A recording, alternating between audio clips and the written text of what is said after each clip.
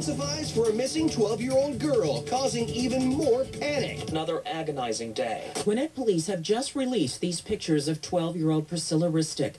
They show her leaving a shopping center on Indian Trail Road. The second shot shows a white van. Who had befriended her, known only to them as Nancy. Miss Ristick got a call from Pricella a few hours later. And she told me, Mom, I can't get away. I told her, come home. Try to find a way to get out of there. She said, I can't.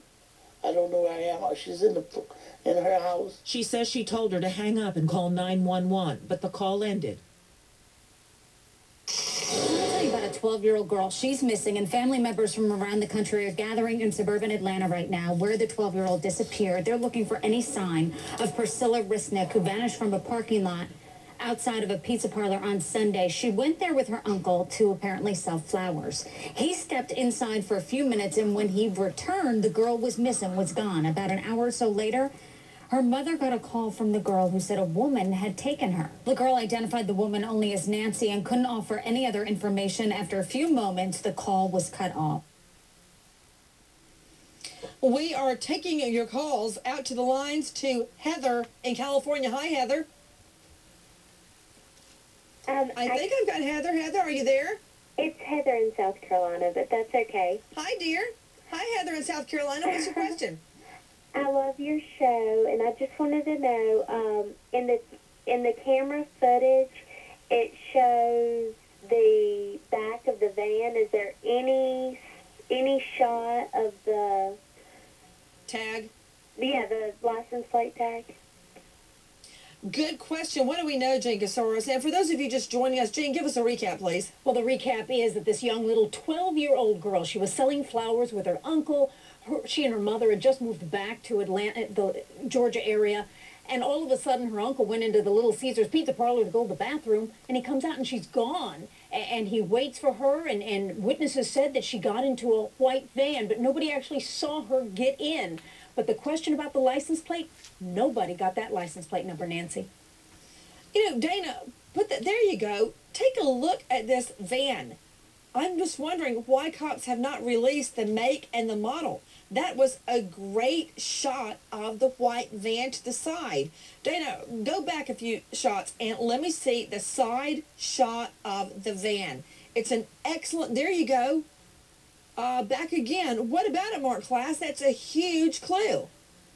Well, it is, but unfortunately, white vans are ubiquitous in our society. There are probably 10 million white vans out there. There is probably no vehicle that is more prevalent on the roadways than a white van. I think, though, that certain people have said some very significant things. I think that Ben's explanation of how to contact 911 while you're on such a call personally bears repeating. But I also think that Cheryl said something significant when she said that this little girl may very well have been sold into slavery. Generally, when kids are kidnapped, they're kidnapped by sexual predators. This doesn't sound like a sexual predator. This sounds like something very different altogether. And there is a premium for young girls in the human trafficking trade. So I think that that is definitely an avenue that needs to be explored as this case moves forward. Unleashed lawyers, Kirby Clements, defense attorney, Atlanta. Pam Hayes, veteran trial lawyer, defense attorney, New York. Let's talk about it. That theory that she has been sold into the sex trade or sold for some other nefarious purpose. First of all, to you, Pam, to believe that, you'd have to believe not only was the uncle in on it, but that the mom was in on it. What about that?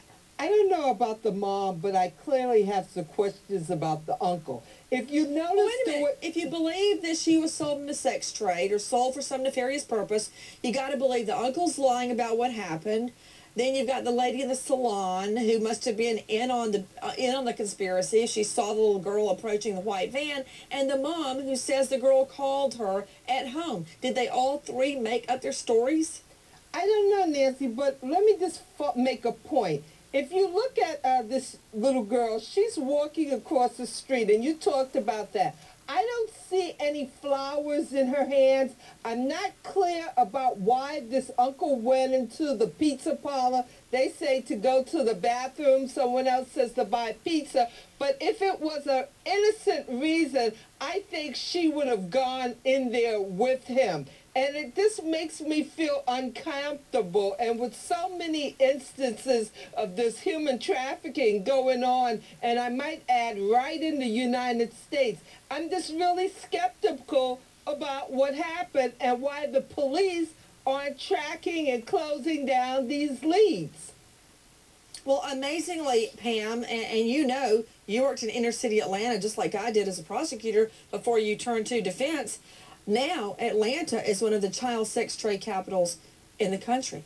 It certainly is. I don't know why. If it's because of Hartsfield having the international airport, I don't know how this has happened. I don't know if it's because of the major interstates going north through Atlanta, but it has definitely turned into one of the child sex trade capitals of this country. You're absolutely right. What about it, Clements? You're absolutely right, Nancy. You know, when I was in Brooklyn, I was actually in sex crimes, and I focused on sex crimes prosecution. So two things. Number one, Atlanta is the child sex trade. It is the capital, I think, at this point. Number two, I am very suspicious of the uncle. I don't think the mother was involved, nor that other woman, but, you know, I have kids. I go to Little Caesars. They got those hot and readies. You're in and out of there in 2-3 minutes tops, unless they're not cooked. So his story doesn't really make much sense to me. The little girl doesn't have flowers in her hand. He's leaving a 12-year-old child in a parking lot by herself. That makes no sense to me. I would say that the onus is on him to prove to me, or to prove to law enforcement, that he was not involved, or he doesn't know something. Was he paying off some debt that he owed? What do his cell phone records show? Can we link that phone number that this girl supposedly called from to his cell phone or to the house again? Because if so, that uncle's got some explaining to do. To Dr. Karen Stark, psychologist joining us out of New York, what do you think? I think, Nancy, that it is very possible that whoever this Nancy woman might be, she could be somebody who's doing any kind of trafficking, if we go along with that theory. Let me tell you why.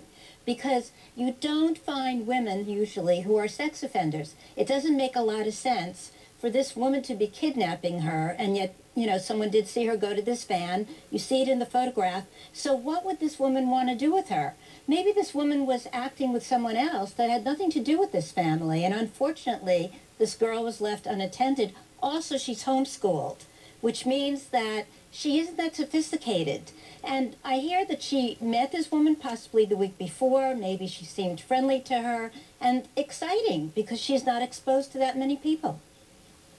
You know, that's a good point. Back to you, Jean Casares. Jean, there's evidence that shows the little girl had met Nancy the week before selling flowers in that same strip mall parking lot. So this is somebody she knew, even if casually. But lured in, if we take it as the truth of this phone call, that she was lured into the van by Nancy, offering her money, why was she lured in? I mean, we can't discount Sandra Cantu, little Sandra Cantu out in California. The woman, Melissa Huckabee, was then charged with rape after she abducted Sandra Cantu. It does happen. And also, back to you, Karen Stark, very often, I would say the majority of molesters are people the children know. Whether this woman molested her or it's molesting her herself or selling her or putting her out there, this or is somebody working with she someone thinks else. she knew.